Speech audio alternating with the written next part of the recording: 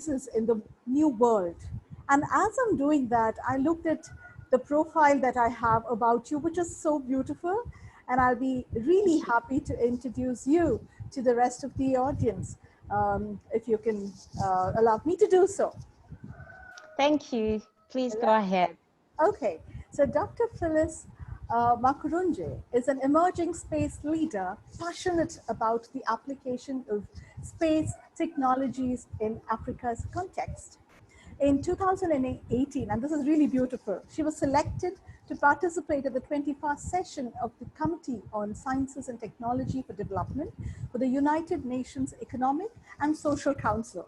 Dr. Phyllis sits on the Executive Council of the Space Generation Advisory Council in support of United Nations space programs and the President's Council of Student Advisors of American Ceramic Society. There is so much that I can speak about Dr. Phyllis. She's a technopreneur and is an executive team of Hadum Palace, an African outer space network startup that is part of the United Nations Global Compact. A passionate engineer, Dr. Phyllis advocates optimized STEM education and is involved in mentoring a lot of students. Let me welcome welcome you all to this interaction with Dr. Phyllis. It's a pleasure meeting you. Thank you. Thank you. Okay, so are you able to see me? I can't see you as yet. I don't seem to see your video. Okay. Mm-hmm. All right. There we go. All right. I see. Yeah. Wonderful. So Great. it was lovely reading about the kind of contribution that you have made and the accolades that you have got. It's very beautiful reading about it. So Dr. Phyllis, over to you. Do take us through your journey and your contribution and the way in which you want to transform and take this forward in Africa. Yes. All right. So I got onto the space platform. I would say accidentally. All right. Yeah. I enrolled for my master's studies at Wits University, and the professor I met asked me, "Would you like to do a project that is related to space materials?" And without thinking twice, well, you know, I wanted to start my studies. I just went yes, and I hadn't realized at first. I was a bit taken aback. I was like, does space space technologies really work in the African context? Are they relevant? So I felt a bit lost. But when I started getting into the field, I realized that there are a lot of space technology opportunities for application in the global south, and particularly on the African continent. And so I got excited. My area that I got assigned to was hypersonic technology, which is hypersonic travel. This is about planes that will take an hour to get from one continent to another. So if you were to fly from India to the US, you would be able to do that in just an hour. So, awesome. Yeah, incredible, right? Totally, totally. I'm just reminded of Musk. Oh yeah, that's it. So when I got that assignment, I was so excited. I took this to social media, LinkedIn. I started talking about hypersonic technologies. But to my surprise, I met a bit of cyberbullying. Okay. Some people were saying, "Hey, look, you're from Africa. you Okay. what does a young lady have to do with space technologies in Africa? When you're in Africa, you should be talking about hunger, you should be talking about food. Go and address health issues in Africa, go and address hunger issues in Africa. So at first, of course, it was my first time to experience such kind of cyberbullying. But when I realized that most people were not well acquainted with space technologies. Most people, when they think of space technologies, all they see is men walking on the moon or this Absolutely. launch, yeah, these launches to Mars. So it actually drove me to start having discussions around policy, discussions around showing people how can we use space technologies to address our everyday lives. Yeah. Wow, this is beautiful because it's a fabulous way in which you've broken the glass ceiling. When everyone was talking to you about, and you did mention there was cyberbullying, us cornering you to do something around hunger just because everyone's talking about it, and you've gone way beyond that. So that's been an incredible thing to hear about you. In fact, I must admit, when I was reading up about your profile, I wasn't Mhm. able to get as much. And when I'm hearing you talk about your story, I think this is a beautiful journey you have had. So, what are some, what are some powerful messages that you might want to share with the younger generation who also might have certain challenges that you have faced, which is asking them to go along a boxed way of thinking? You've broken that barrier, and we'd love to hear how you have overcome that challenge. So I think there are a lot of opportunities for young people. The theme that I've just been, a personal theme that I've been really looking at and talking about is going further, but getting closer. This is around the concept that I just mentioned that look, space endeavors are looking at reaching the deeper planets in space like Mars, Pluto, and all of that, and the moon, back to the moon. And it's so easy for one to not find their place in the space context.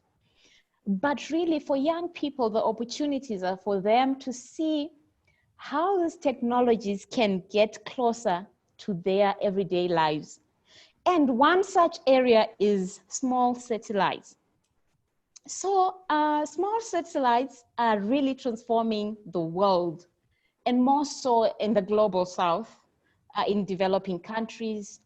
In that, they are breaking, like you just said, they're breaking the ceiling of the traditional approach to space. In which we were seeing governments leading the space drive, leading the space technologies, the space launches, the space applications. But that has since changed, Dr. Sijata. Now we are seeing civilians leading this drive. We are seeing, even in South Africa, we actually have a primary school that gathered up students, and they began to teach them about small satellites. Of course, they collaborated with some partners in the US, and they actually launched a satellite into space. So we are seeing the traditional perceptions about space being broken, that it is not just for people in STEM, that is science, technology, engineering, and mathematics. It's for everyone. We're seeing people in law, they're doing space law, they're addressing issues around how do we tackle space, what they call space behavior. We are seeing people in social sciences starting to focus on how do we build societies that, or communities that are going to be in space, because the drive is around a Martian settlement, that is having settlements on Mars. We are seeing people in economics coming to on the space platform. We're seeing people in agriculture. How do we use space technologies, satellites to do precision agriculture? We're seeing mining.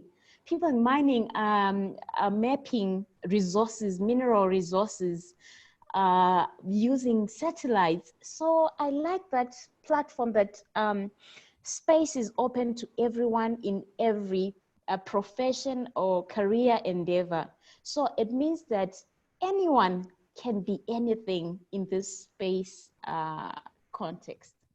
Which is so beautiful, because my next question was actually about how do you apply all of whatever you've spoken about, which is the enormous opportunity we have in space technology, to Africa. And you actually shared it so beautifully when you spoke about how it connects to social sciences, how it connects to economics, how it connects to agriculture, and many such practices which are going to be very relevant to people.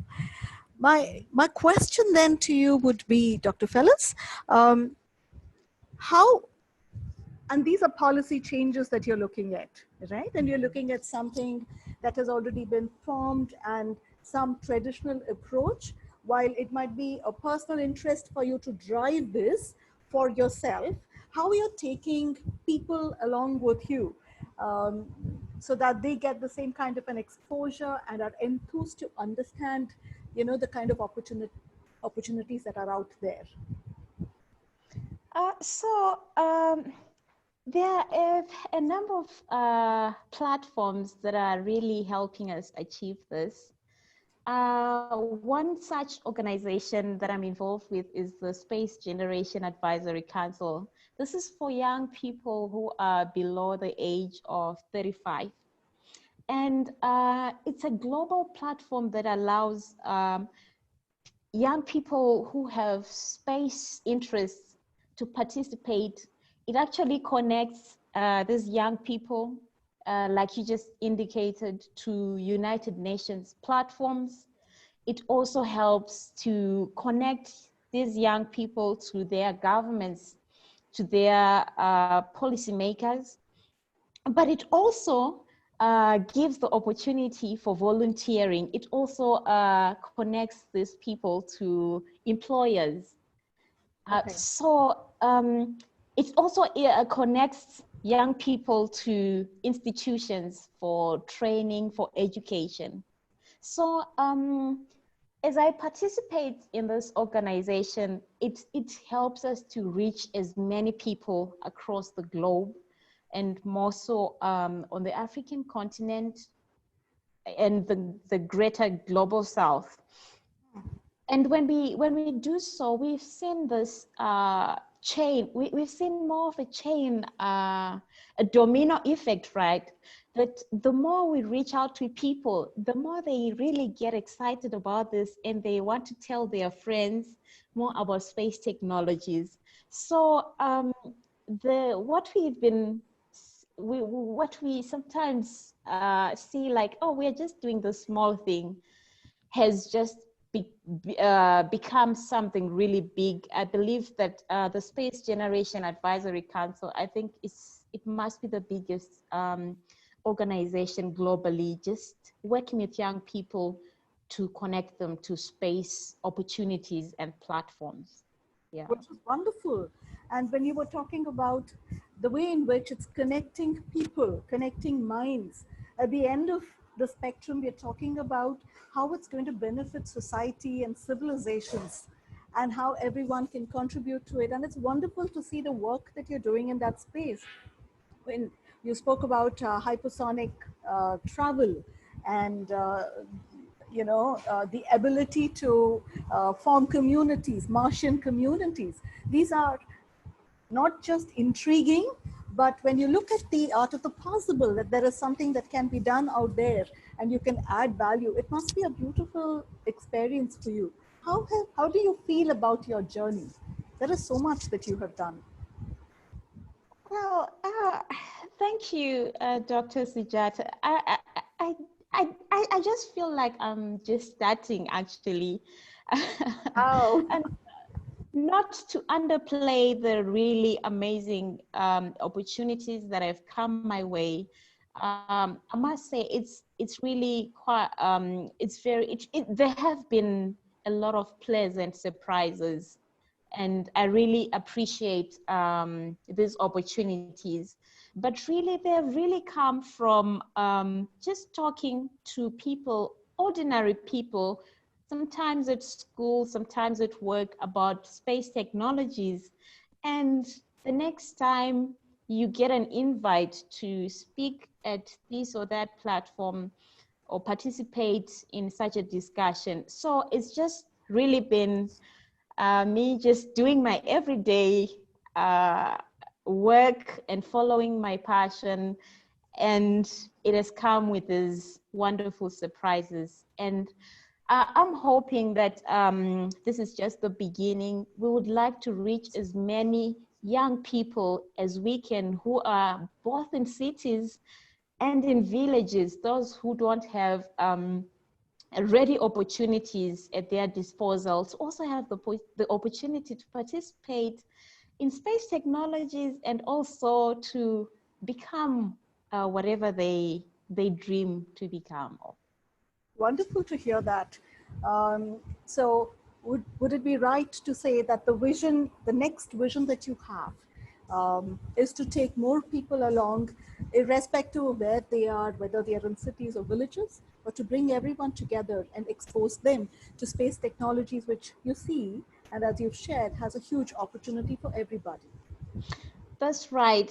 My dream is to have everyone appreciate and actually use space technologies in their own spheres of everyday life. If they're a farmer, I want them to use space technologies. If they're even just in the education system, for them to use this satellite technologies wherever they are. If it's in health, the telehealth Yeah. opportunities, in transportation, energy, water management, a lot of resources management, all those platforms. We want everyone to benefit from space technologies that are affordable, that are relevant, and that really makes sense to their livelihood. Thank you so much for that.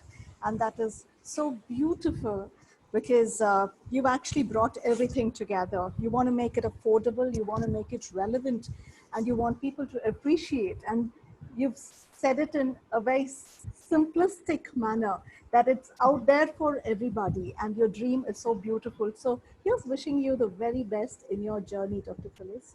And thank you so much for sharing your thoughts and views. Thank you, Dr. Sujata. I really appreciate. Okay, all right. So I'm just trying to see if there is any, if we have our second speaker, Monique Kaslas. Is she there as well? Monique, by any chance, have you joined the forum? Oh, right. So she's not there. Um, but I got to hear so much about space technology. It's spiked my brain, and I'm very happy to hear about your views and the examples that you gave, and how everybody, irrespective of whether they belong to STEM, and now we hear a lot about STEM and STEAM as well, because the arts are also coming in together. Liberal arts is coming together under STEAM. So probably it's going to be a great opportunity for everyone to understand what space technology is all about. Right. Okay. So while we wait for the others, let me just check if there are any questions that we have from the audience. You have floored them anywhere. So I'm just trying to see if there is something more that they can share with it. All right. So, Hello. oh, hi. I Hi, was, Dar. I'm Oh, yeah. sorry. I had a little trouble getting in. I'm sorry to interrupt you. I'm in. Good. Thank you. Thank you so much for coming in. And on that note, I'm going to thank Dr. Phyllis. We had a brilliant discussion about space technology and the opportunities. I'm going to thank you once again, Dr. Phyllis, and it's been a huge pleasure talking to you on behalf of the Women's Economic Forum, all the way from India. So look forward to not just virtually meeting, but meeting in person as well sometime soon. Thank Thank you you. so much. Hi, good morning. Good morning, Colombia. Very good evening there. How are you? Doing very well. And how are you doing? How's Colombia doing? Well, good. Everything is okay. Trying to be happy, even though the situation, you know. I know. All right. So it's wonderful to have both the speakers for this particular session on the power of initiative to surmount challenges. So welcome to both of you, Thank Dr. you. Daria Darosh, as well as Yasmira Mercado. So I'm going to take a brief opportunity to introduce Dr. Daria Darosh. And I'm going to request you to introduce yourself, Yasmira. While I know that you have done a lot of work as a CEO, founder of Royal Tours Agency, I'm going to request you to introduce yourself. Let me quickly, and I know it's very difficult to do a quick job, especially when the accolades are very huge. Dr. Daria Darosh is an artist, educator, and researcher interested in how art, fashion, and technology converge on the body to create new cultural narratives. I found it so beautiful when I was reading that. So I'm looking forward to hearing more from you. She is a co-founder of the AIR Gallery in New York, the first nonprofit arts organization established in 1972 by 20 women artists to provide alternatives to mainstream art institutions that excluded women. A PhD, interested, she's an adjunct faculty of Smart Lab with a PhD in pattern systems in arts and the fashion. She identifies new economic models for artists and designers at the American Folk Art Museum, New York. I'm just going to call out some of her exhibits, which were very intriguing for me. Take Back Your Body in 2018, Dark Beauty in 2020, and slated to release in 2021, The Interrupted Landscape. So let me welcome you to this forum, Dr. Darian Darosh, to the Women Economic Forum, which is being hosted in Bangalore. A warm welcome to you. Thank you so much, Dr. Sujata. It's a pleasure to be here and to have the opportunity to meet and see and hear what women are thinking internationally. It's such an honor. And so I've actually listened to some of the plenary sessions and found them really interesting. Yes. And I've adjusted my short presentation to areas that I think have perhaps not been so deeply mined. So, you know, one of my interests as an artist, researcher, and educator is looking at the culture for how the same systemic patterns show up in different disciplines. And I use my three disciplines to see if I can spot patterns that are everywhere, planetary. As an analog born person, I've never seen this happen before, but I found a number of patterns. And I thought what I could bring to the group that may be listening and to our speakers is what I think I found as the overall large patterns that then have a tremendous impact on the tiny one-person patterns that are happening globally. Because I think that's where the action is, that's where we can act from. There have been many speakers giving wonderful talks on how, you know, to energize yourself during this very stressful time. So I will not so much go there. And there have been other speakers talking about big concepts like how do we reboot our cities and our health system and our schools, which are all very valid, but they've done a great job. So what I want to do is show you, here's where I'm sheltering in place. Let's see. This is my studio 2 hours north of New York City. I'm sitting in a little chair outside of my studio since March and trying to make good trouble on the internet and discovering what is the new territory that I want to take up. If anybody's curious about why I'm wearing these things, you could check out my Instagram. But I'm basically definitely interested in taking back my body, and I'd like you to take back yours. So how do we do that? Because our body has been a product, women have been a product forever, and it's time for change. And it's a change that cannot be stopped, as many of the leaders of this conference have said. Diversity, inclusion, that's the new system. So I'm going to go through some visuals with you because I'd like to just talk from that standpoint. For instance, here's a little map I made to talk about. Okay. It's reversed, so I can never go in the right direction. Okay.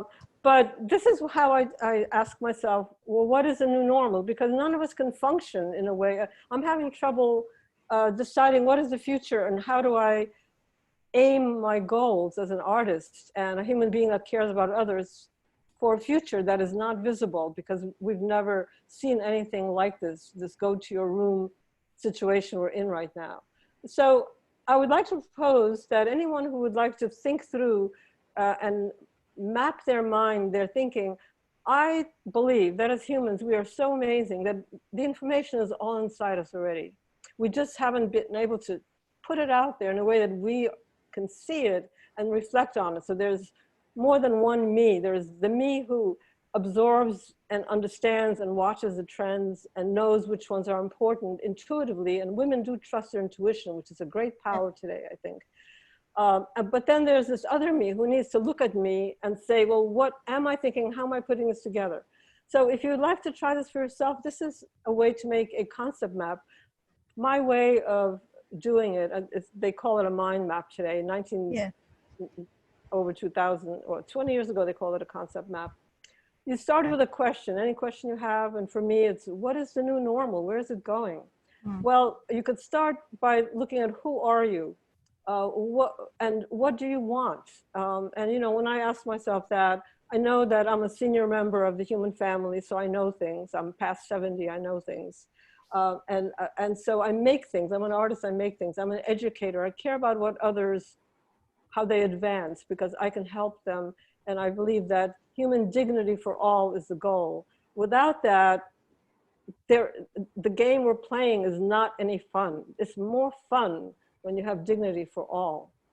And then another branch you might do is, what do I know how to do? You could list, what do you know? You know, what have you experienced? I've experienced time, I've experienced loss, I've experienced collaboration, digital culture. And I have been involved in several trends and patterns experiences because of my fields. So my students used to say back in the day, oh, that's so 5 minutes ago about fashion, whenever you would do something. And I thought that was so funny because in my time, my youth, 5 minutes was way too short. You know, we thought 15 minutes was short. Now 5 minutes is too long. Yeah, it's a very transactional kind of, I mean, not to stereotype, but yeah, it's different. Yeah, it's beautiful. So they made that up. And so what is 5 minutes ago? What I've observed as what's 5 minutes ago is privilege, all kinds of functioning, humans functioning on privilege. That includes white privilege, women privilege, beauty privilege, power privilege. That is so 5 minutes ago. And the economics of scarcity is so 5 minutes ago. And working for the other guy is so 5 minutes ago. And doing business as usual in economics, education, and the arts, everything is so 5 minutes ago. So what are we left with? Well, we're left with the big picture, which I tried to get out of the way for you, but I can't. I'll have to stand up. Nope. This way? Okay. Interesting, very interesting. So this is the big picture. This is the key to my whole talk. Okay. I have noticed the pattern in my lifetime. I've felt it, tasted it, that the big things that came my way were the cell phone, the t-shirt, the jeans. And I had to ask myself, because I was doing fashion and I was making art and I was in a collaborative group of women, why is this happening? Well, what does it tell me? Well, now with COVID and our go to the room and climate change, I think I know what it's telling us. Or I have that's what I'd like to leave you with. My hunch is that the power of the small has come on our menu, on our radar, and that's happened because of the digital age. The power of the small is important because that means that every individual, wherever they are, can make a micro difference that will make a mega difference. And because we are all one in a way. And so it doesn't matter what kind of work you do, what office you're in, what city you're in, country, city, whatever, if you're beautiful, ugly, old, young, wherever you are is that butterfly. You are the butterfly that is flapping its little tiny wings. So what has helped make that happen? Well, it's because we can talk like this today without moving out of our safety zone wherever we are. And that is rather magnificent. So I could explain, talk about this for hours, but I will simply show you what I've decided to do is, excuse me, I've decided to take on this space, the Zoom space, because I think it has no dignity. So as an artist, I know how to make backgrounds. I just know these things. As an artist, I have tons of visual material. I can make backgrounds, and I want to humanize Zoom because I think it's inhuman. It does not consider beauty. Women should own this space because we know about beauty. We know the power of beauty. We know the power of image. So this is what I've been experimenting with for my friends, for myself. And so as an artist, this is what I know how to do to lift human dignity so that we can feel good about ourselves. And that's really important because we're in such a stressful time. So if you have any questions, I've left out 1,000 things, of course, but if you have any questions or want to engage any one point that I have not clarified, please, I'll allow time for that whenever you want. That is so beautiful. When you spoke about how these micro activities or micro differences can add up to the mega difference and the big picture, right? It made so much of sense. And when you initially, when you spoke about it's so 5 minutes, and we could sometimes underplay the 5 minutes, but it's turning out to be something beyond our imagination. And Yes. when we talk about, when I say imagination, I'm looking at the imagery that you have brought in, which is to start making people feel inclusive, comfortable about themselves, and Yes. yet you use technology. And so you brought together the art, the technology in a very beautiful manner. You spoke about how it connects to the big picture. One question that I had, and a quick question, because after that we can go to Yasmira, is how do you, and since you already have done something for a lot of your friends, and in fact, one of the backgrounds that I was looking at, the first background, looked like, somebody was in the crystal ball and somebody was taking care of, the what next, right? Yeah. That being the case, and with technology playing a very integral role, how do you use technology and the power of this particular initiative to help probably the senior generation overcome a slight challenge that it might be a perceived challenge that they find using technology is a little complicated? How can you help them with that? Because I see that happening. I don't know if it relates to what you're doing. Well, first of all, there was something said at one of the panels about India that I thought was fascinating. India is a very strong country with tons of smart people. India could do better about owning its own technology. someone said, well, why don't we invent our own cell phone? Why are we always waiting for someone else to do it? Or why don't we invent our own Zoom is what I'd like to say. This is not big money, guys. You know, you've got wealthy people. You should not rely, you know, get caught in the old cliche of, oh, Apple did it. Oh, this one did it. Yes, I adore Apple, but maybe you'll come up with something better. And maybe you'll come up with something so delightful for the older person. And you know what? If you speak to older people, tell them what the problem is. We can't see those little tiny numbers. Our thumbs don't fit on those little tiny places. We can't, you know, we're not fast enough anymore. Speak to your older people. You will be shocked. What happens at my age, every year is like 5 years difference. And people are differently abled. You have to help them out. They can't see in dark places. So in other words, there is no customization. One size fits all, no good. The other thing I would say is they have a resource that will soon be gone. That is, I'm trying to champion here in the United States, which is very invisible. There's only one generation pretty much that has bridged the analog and digital divide. They will be gone.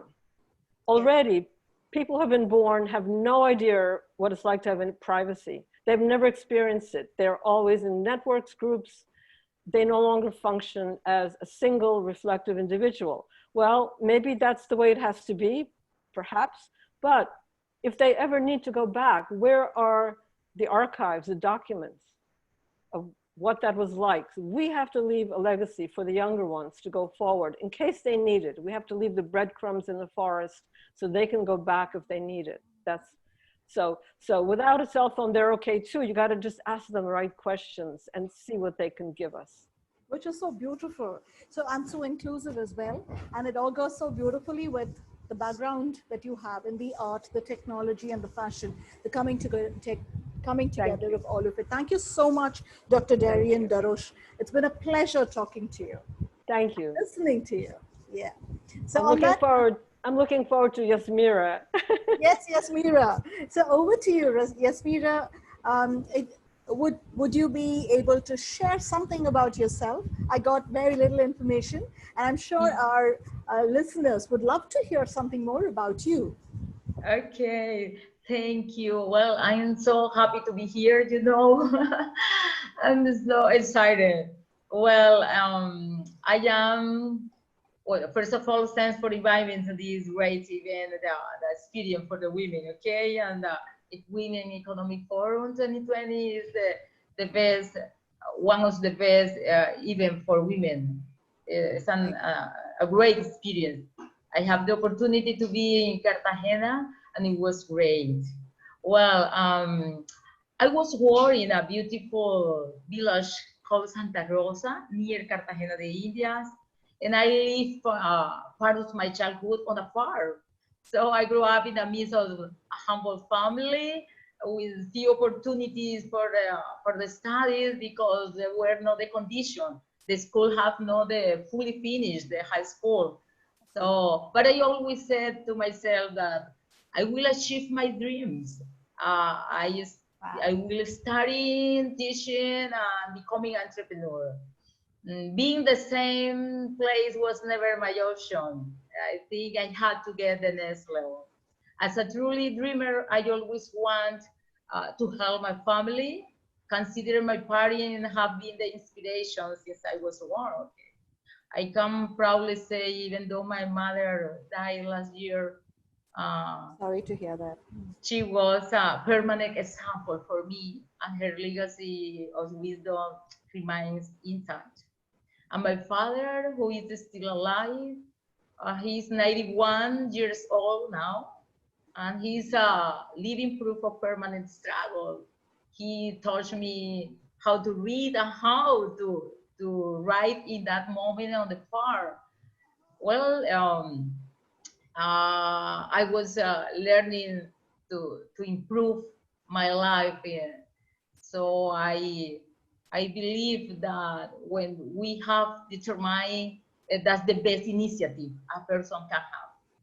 So in that way, I moved to the city to study my last 2 years of high school and started working.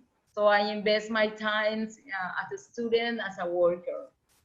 And sometimes it is necessary to say to yourself, I'm famous, but still nobody knows that. I mean, knowing that that fame comes from recognition that to yourself or to your family, loved one, and coworkers, even though unknown people can give you. Okay. I remember that the first One. time, the first time I saw a plane, I was amazed. But I saw, I was sort of positive to say, I'm going to travel in that plane. I'm going to know or to visit many places in the world. And indeed, I have been in several countries. I had the opportunity to travel to Argentina, Panama, Venezuela, Dominican Republic, Spain, okay, Mexico. So Okay. I did it. So that's the power of the initiative, I think. So Yeah. the powers of the word. So Yeah. have you heard that the words have powers? That's really true. That's my life. That's Okay, the wonderful. decision is the initiative. All right. Even though around that way, try to going on. I studied my undergrad in communication license. I studied a year to obtain a certification, international certification in hospitality management. Okay. And lately, I am studying my master in strategic management and tourist consulting. And I have my own businesses. It's an agency, travel agency, specialized in educational tourism and cultural tourism and consulting for wedding planners. Wow. And well, additional, of course, I'm the director of the program of tourism administration in the Fundación Universitaria Colombo Internacional, Unicolombo in Cartagena. Well, that's wonderful to hear. And Thank what, you. yeah, what you shared, which is, a legacy that was left behind by your mother, and you want to take it all the way. And the way in which you were dreaming and looking at the airplane out there, and wondering, these are things that actually make such a huge difference. They're so meaningful, and I'm so glad we've had the opportunity at the Women's Economic Forum to have you with us. So Thank I you. have a question for you, yes, Mira. Yeah. Yes. So what next? There's so much that Okay. you have done. You were sharing your journey. What is your plan to take or to share your experiences of overcoming, surmounting the challenges so that we have a lot more of successful women such as yourself, such as Dr. Daria? Because this is what we want to show, not just show to the rest of the world, but we want people to start feeling and being that successful women within them. So what are your thoughts? What next for you? Well, first, I want to tell you that exactly happened to me. I think women can determine take the reins of their life because women means strength and love. Yeah. Mm. So, for example, well, I'm gonna tell you something. My favorite animal is a fish. Why a fish? Because a fish has scales and has a fin, and the scales means protection and the thing means to advance, yeah, to looking forward. So those words are too important for women because I think women need to protect their feelings, and and we act in a natural and a strong way to advance in life. There is a classic, the wise woman builds her house, that's in the Bible.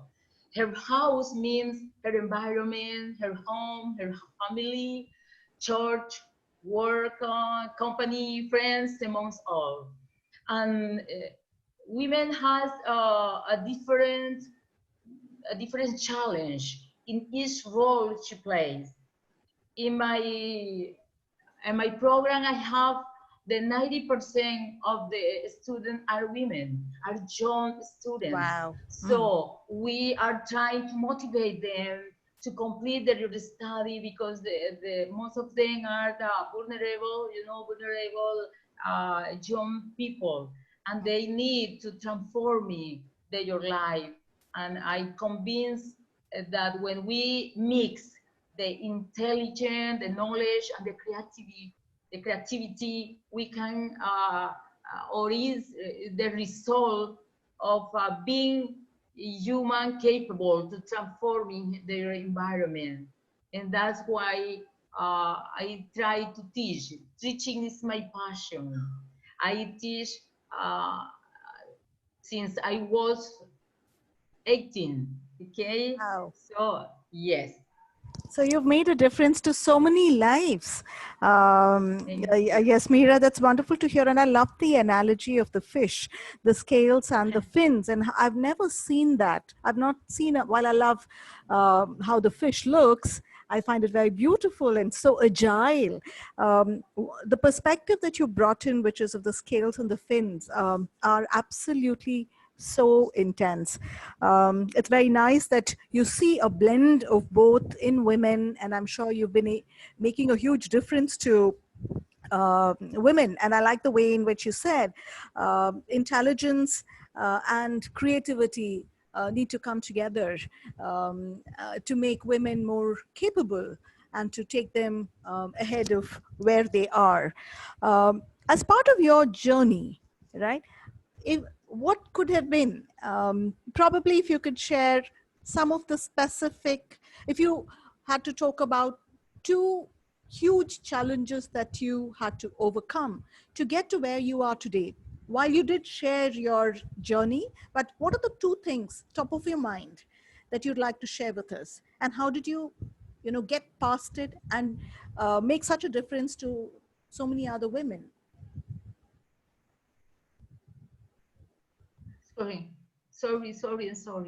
All right. So if there are two obstacles, challenges that are top of your mind that Yes. that you think you have overcome, and you have a message for more women that they can overcome as well, what would that be? Well, I will say them, as I say, women means strength and love. And now she faces challenges in each role she plays, especially now that the crisis has come. And I've seen when the women has to in share of their life, decide to live and develop their dimensions. Okay, the famous thinking, that's internal.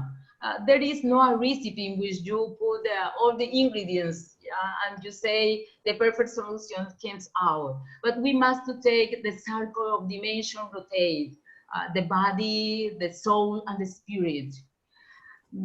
As I say, we have many challenges today. For example, home. The home now is the school for kids. Okay, the home office is the trending, and women now have less time for social life.